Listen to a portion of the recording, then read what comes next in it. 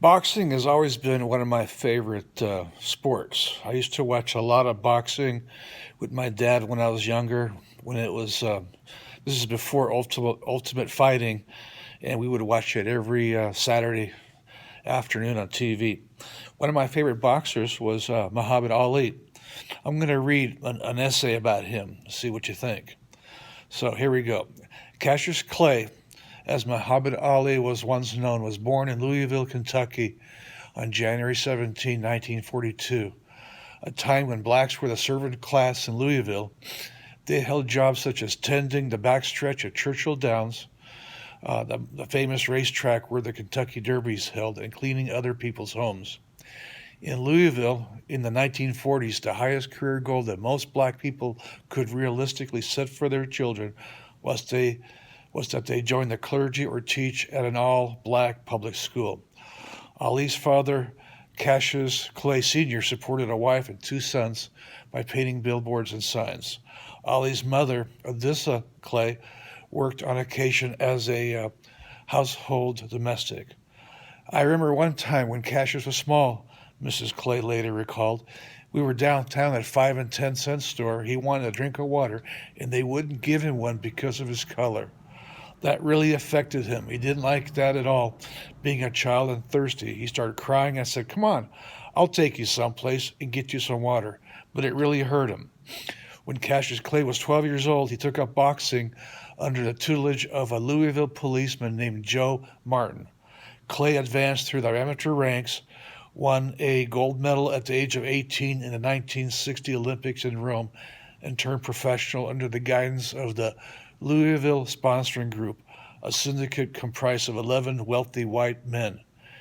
In the early stages of his professional career, Clay was more highly regarded for his charming personality than for his ring skills.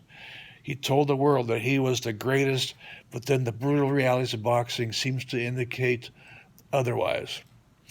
On February 25th, 1964, at the age of 22, Clay knocked out Sonny Liston in one of the most stunning upsets in sports history, become heavyweight champion of the world. For the next 3 years, Ali dominated boxing as thoroughly and magnificently as any fighter ever. But outside the ring, his persona was being sculpted in ways that were even more important. My first impression of Cassius Clay, author Alex Haley later recalled, was of someone with an incredibly versatile personality.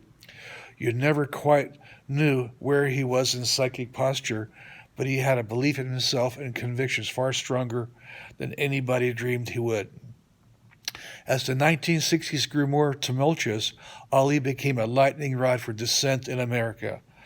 2 days after becoming heavyweight champion in 1964, he shocked the world again by announcing that he had accepted the teachings of a black separatist religion known as the Nation of Islam. On March 6, 1964, he took the name Muhammad Ali, which was given to him by his spiritual mentor Elijah Muhammad. His message of black pride and resistance to white domination was on the cutting edge of the era. Not everything he preached was wise, and Ali himself later rejected some of the beliefs that he had adhered to then. One might find an allegory for his life in a remark he once made to a fellow 1960 Olympian Ralph Boston. "I played golf," Ali said, "and I hate that thing long, but I never knew where it was going." Sometimes, though, Ali knew precisely where he was going. On April 28, 1967, citing his religious beliefs, he refused induction into the United States Army on the height of the war in Vietnam. His refusal followed a blunt statement voiced 14 months earlier. "I ain't got no quarrel with them Viet Cong." And the American establishment responded with a vengeance demanding, "Since when did war become a matter of personal quarrels? War is your duty. Your country calls. You answer." On June 20, 1967, Ali was convicted of refusing induction into the United States Armed Forces and sentenced to 5 years in prison. 4 years later, his conviction was overturned unanimously by the U.S. Supreme Court, but in the interim, he was stripped of his title, barred from fighting 3.5 years. He did not believe he would ever fight again. Ali's wife of the time Belinda Ali said of her husband's exile from boxing, he wanted to, but he truly believed he would never fight again. So, I'm not going to read the rest of this, but Ali was one of my favorite boxers. And he may not have been the strongest, but I bet you, and I've read lots of documents on this, a lot of people believe if he was not the top boxer of all time, he certainly was one of the top 2 or 3. Now, the thing that made him so famous, I think, and such a wonderful human being, was he spoke the truth, he believed in himself, and he believed in people. And I encourage you all to do some reading on him. And the shame is, while he was in prison for standing up for his convictions, he was probably in the prime of his career, and we'll never know exactly how great of a fighter he really could have become. All right, hope you enjoyed this. Bye.